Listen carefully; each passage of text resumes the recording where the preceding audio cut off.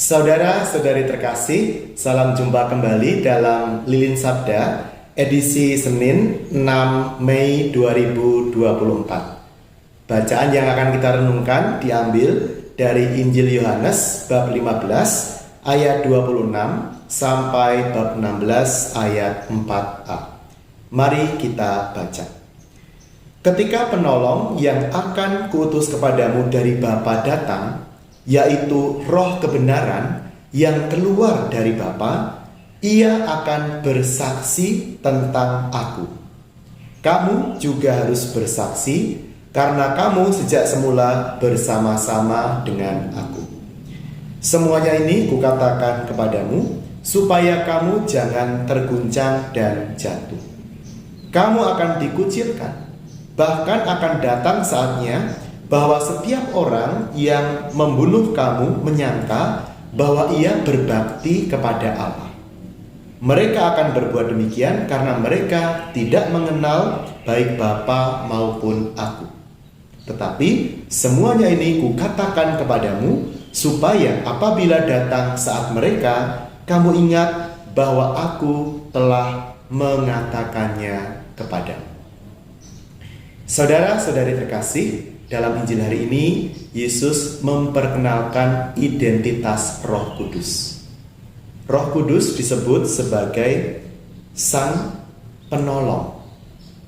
Dalam bahasa Yunani, kata yang digunakan adalah Parakletos. Parakletos ini bisa diterjemahkan secara berbeda-beda, bisa menjadi penolong, bisa menjadi pembela, bisa menjadi pengajar.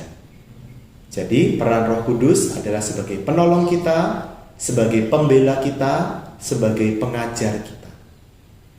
Nah, kemudian Roh Kudus itu dikatakan penolong yang akan kuutus kepadamu dari Bapa.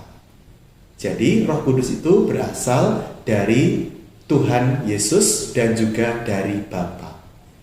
Ada kesatuan di dalam Tritunggal Maha Kudus itu.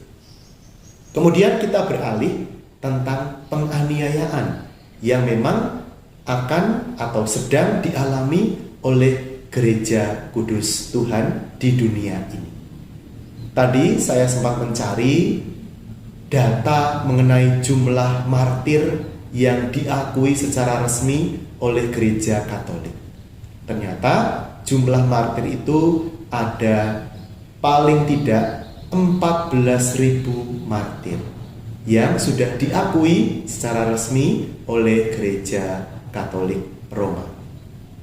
Jumlah ini sebenarnya belum mewakili seluruh martir yang sudah memberikan nyawanya untuk Tuhan. Karena banyak sekali martir yang tidak tercatat dan belum diajukan pernyataan kemartirannya secara resmi dari tahta suci di Vatikan. Nah, saudara-saudari yang terkasih, menjadi martir itu dalam bahasa Yunaninya adalah menjadi saksi. Artinya kita semua dipanggil juga untuk menjadi martir, menjadi saksi kebenaran, saksi iman di tengah keluarga, masyarakat, dan gereja kita.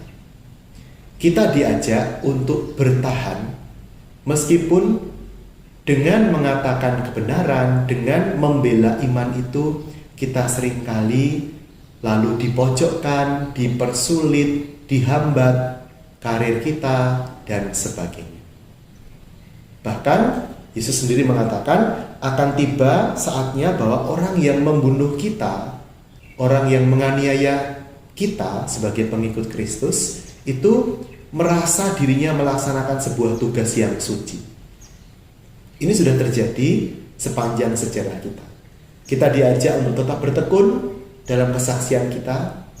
Zaman kita adalah zaman seringkali disebut sebagai zaman kemartiran tanpa darah. Zaman sekarang tentu masih ada martir dengan darah, tetapi seringkali yang dituntut adalah justru kemartiran tanpa darah. Yaitu apa? Menjadi saksi kebenaran di tengah dunia yang dipenuhi dengan korupsi. di tengah dunia yang dipenuhi dengan intoleransi, di tengah dunia yang dipenuhi dengan kebencian terhadap umat Kristiani. Mari kita menjadi saksi dan kita mohon daya kekuatan dari Tuhan melalui Roh Kudus-Nya. Tuhan memberkati kita. Dalam nama Bapa dan Putra dan Roh Kudus. Amin.